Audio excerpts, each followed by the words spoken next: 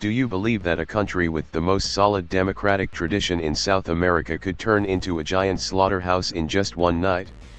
Close your eyes and imagine, you are standing in the heart of Santiago, September 11, 1973.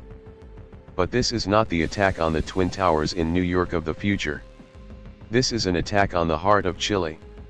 When the first bombs dropped on the La Moneda Palace, the blinding smoke and dust did not just cover a building, it covered an entire era of freedom.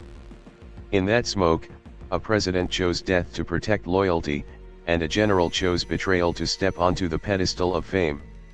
A ghost with cold sunglasses began to shroud the Andes Mountains for 17 terrifying years. That was Augusto Pinochet.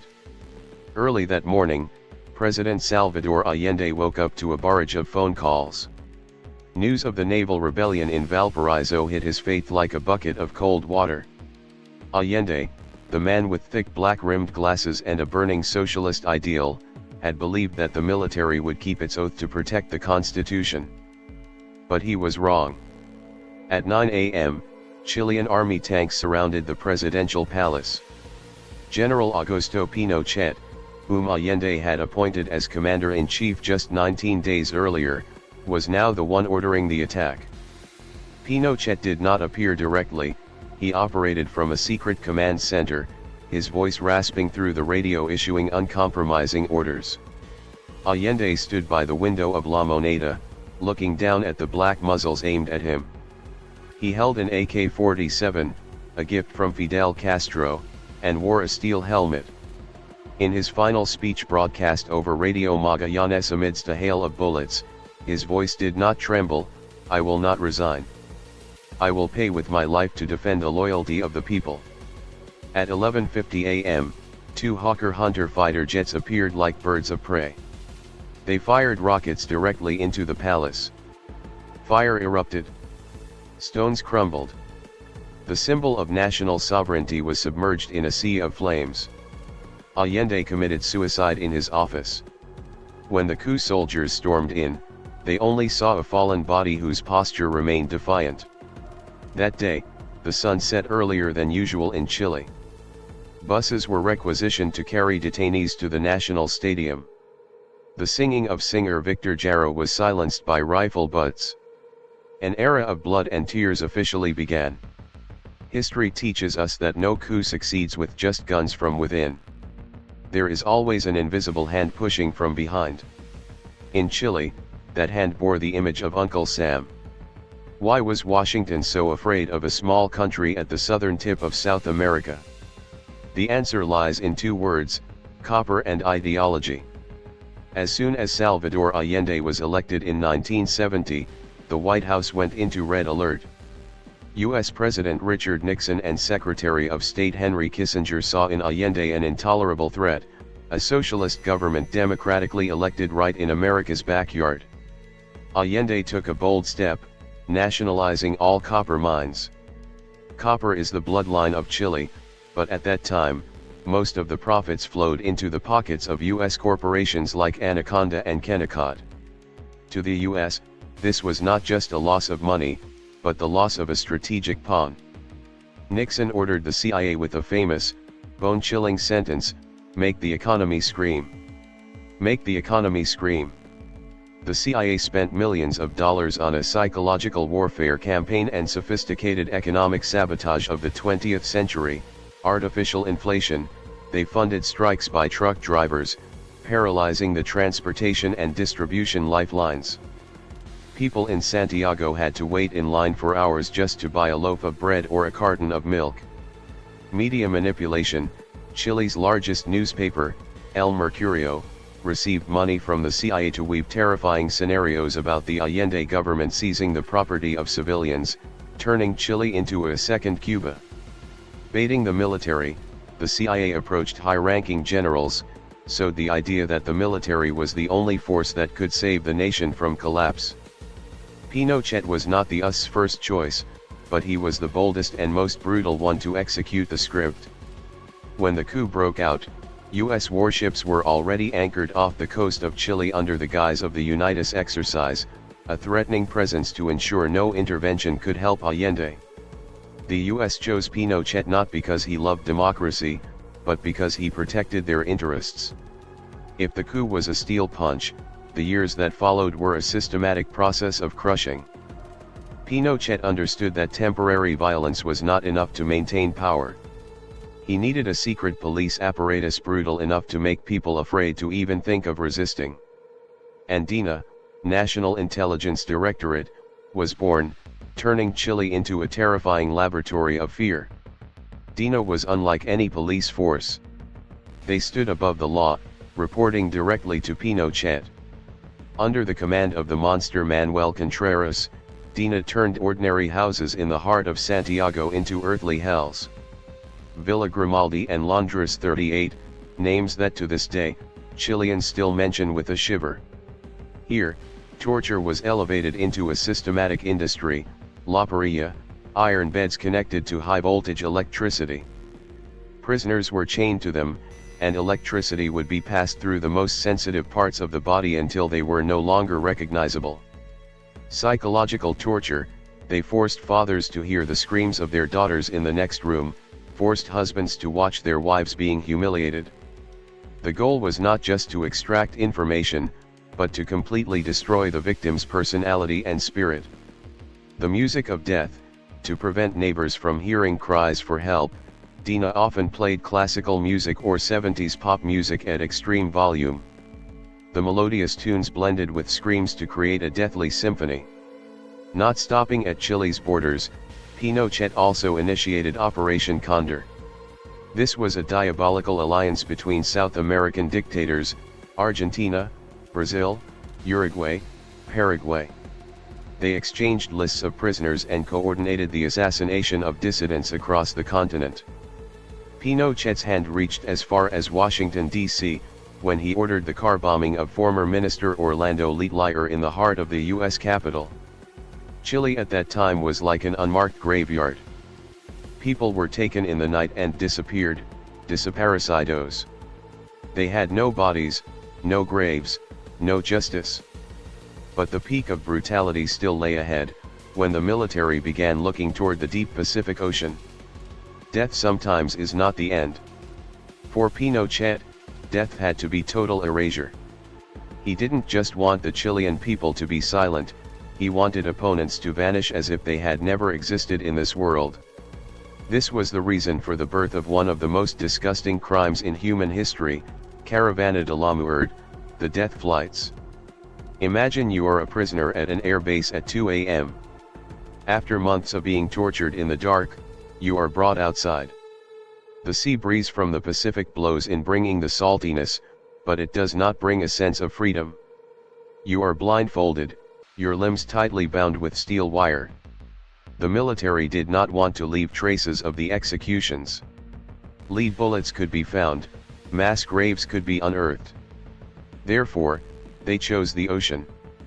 The process was carried out with a bone-chilling coldness, anesthesia, prisoners were injected with a powerful sedative. They faded away, falling into a semi-conscious state.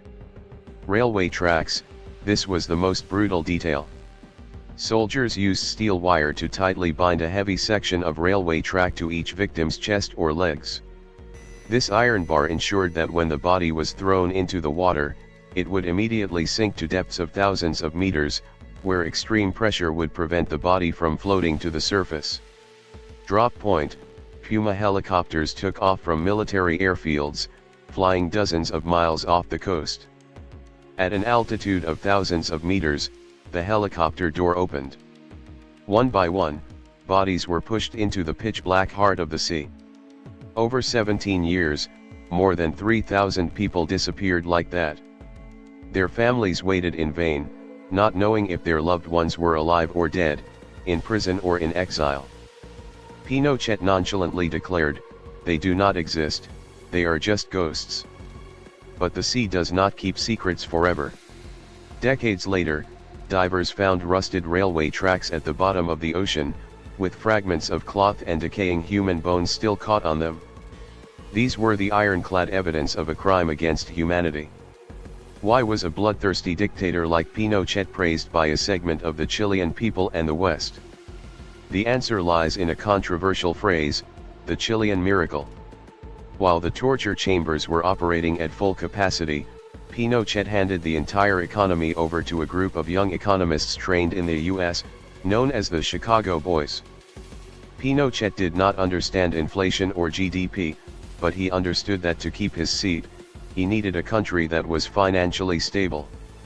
The Chicago Boys, under the guidance of Milton Friedman's neoliberal doctrine, performed shock therapy on the Chilean economy. Total privatization, from hospitals, schools to the pension system, everything was sold to the private sector. Welfare cuts, the government cut off all subsidies for the poor to reduce the budget deficit. Market opening, US and Japanese goods flooded Santiago. Glass skyscrapers began to rise, creating a modern look for the capital. From the outside, Chile's economy grew miraculously. But from the inside, it was a terrifyingly deep gap between rich and poor. On one side was the elite class enjoying a luxurious American-style life, on the other side were millions of workers stripped of union rights, with wages frozen and no money for the hospital. This miracle was built on the silence of guns, where any strike was considered treason. How to fight a tyrant when you don't have a gun in your hand? Chilean women found the answer through art and perseverance. This is the chapter on the most silent yet powerful resistance, the dance of the Cuca Sola. The Cuca is the traditional dance of Chile, symbolizing the courtship between a man and a woman. But under Pinochet, it became a painful political tool. Women whose husbands or children were missing stepped onto the stage and danced the Cuca alone. They pinned small photos of their disappeared loved ones to their chests. They turned, waving white handkerchiefs to the beat of the music, but opposite them was only a vacant space. The image of elderly, lonely women dancing with ghosts moved the whole world. At the same time, in the dark basements of churches, they embroidered opulera paintings. These were rough pieces of cloth telling of the police arresting people, the tanks firing. These paintings were smuggled abroad, becoming the voice of truth sent to the international community. Pinochet could control the press, but he could not control the embroidery threads full of resentment and hope of mothers and wives. In 1988, after 15 years in power, Pinochet confidently organized a referendum to extend his term for another 8 years. He held the military, the media, and the money in his hands. But he underestimated the power of creativity and the people's desire for freedom. The opposition had only 15 minutes of television advertising each night at midnight. But instead of using those 15 minutes to show bloody, tortured images, what Pinochet wanted to intimidate the people, they chose a completely different strategy, joy. With the symbol of a rainbow and the theme song Chile, Happiness is Coming, the No campaign brought a new wind. They talked about the future, about smiles, about a country no longer divided. This campaign was so successful it caught Pinochet by surprise. Result, 56% of Chilean people chose no.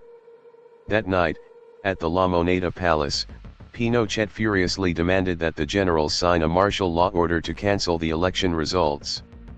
But the military generals, seeing the tide of the people was too great, refused. For the first time in history, a tyrant was defeated not by an armed uprising, but by an advertising campaign and peaceful ballots. Pinochet left power in 1990, but his ghost continued to haunt Chile for decades after. He held the position of commander-in-chief of the military for another 8 years and became a senator for life to enjoy immunity. It was not until 1998, when Pinochet was arrested in London under the order of a Spanish judge, that the world saw hope for justice. Though he eventually died in 2006 without ever going to jail, the greatest sentence for Pinochet was the sentence of history. Today, Chile is a developed country but still carries within it unhealed scars. It is a society divided between those who praise the old order and those who never forget the pain of loss. The lesson from Chile is clear: democracy is very fragile, it can be destroyed in just one night if we do not protect it. The economy cannot replace human rights, no growth figures can justify taking the lives of one's own compatriots. The truth is the only medicine. Only when facing the dark past can a nation truly move forward. Ending. The story of Chile reminds us that history is not just old pieces of paper, but living lessons about human dignity. When you see a pair of broken glasses or hear the sound of a helicopter, remember Santiago, remember those who fell so that we know how to cherish freedom today.